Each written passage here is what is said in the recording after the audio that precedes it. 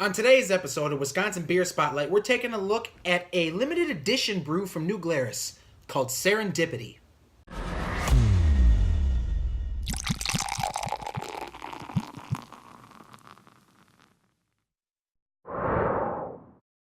How's it going, everybody? My name is Jared, and this is Wisco Style, Wisconsin culture at its finest. So if you're into Wisconsin culture, want to learn more about Wisconsin, or just like hanging out with us, consider subscribing. In today's episode, we're taking a look at Serendipity, a limited edition brew from New Glarus. It says it's brewed with cherries, apples, and cranberries, which I think is kind of interesting.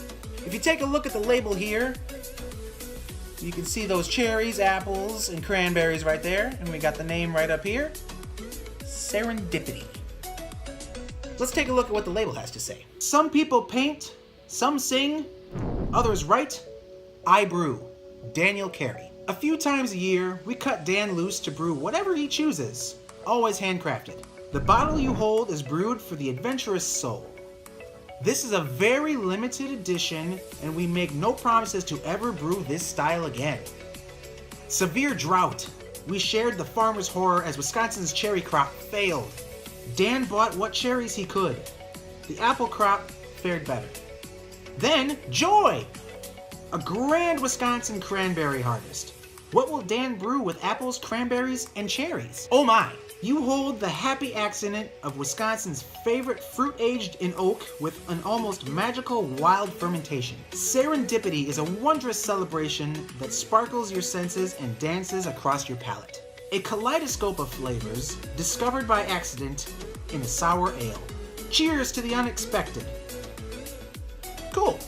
Let's see what this bad boy smells like. Oh, I can already smell it. All right, here we go. The first sniff. So right off the bat, it almost kind of smells like a wine.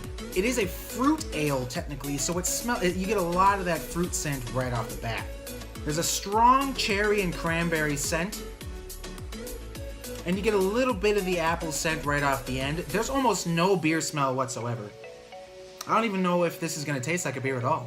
Next, for the color, you can see that nice amber color that we got going on. And if we get real close, you can see that really nice red that you get from the cranberries and the cherries. And then that amber is kind of offset from the apple. Now my favorite part, the taste test. It's got a really sour flavor. Ooh, it's making my mouth water a lot. It's really sour. Wow. That's definitely from the cranberries. You get a lot of cranberry flavor. Oh, I'm almost drooling. There's a lot of cranberry flavor, and I think that's the reason for all the sour and tartness. You get a little bit of the apple in the aftertaste. You don't really get a whole lot of cherry flavor. I think the apple and the cranberries just kind of overpower that, and I'm not sure how much cherries they actually put in it, but I don't think it's a lot comparative to the other two. As for drinkability, this is a pretty heavy beer. This is way heavier than I was expecting. Just because of how strong the flavor is, I probably would only have one of these at a time. I don't think I could do any more than that, just because there is so much flavor going on here. Oh yeah, and it sits real heavy, but it tastes so good. And now for the ratings. For the smell was very, very strong, and it featured all of the scents that were stated on the label. And for that reason, I'm gonna give the smell a 9 out of 10. For the color score, it has a very deep kind of rich red amber color, and it pairs well with what it smells like. I mean, that sounds kind of weird. It looks like it smells. So for that reason, I'm gonna give it an 8 out of 10. So for the flavor score, there's a lot of different flavors going on here. We got the really sour right at the beginning, and there's just a smorgasbord of different flavors that are going on. But it's almost too much. So I think I'm gonna go ahead and give the flavor score a 9 out of 10. So pretty high. As for drinkability, just because there's so many flavors going on here and it's just so much stuff, I could probably have one of these and no, that's it, no more.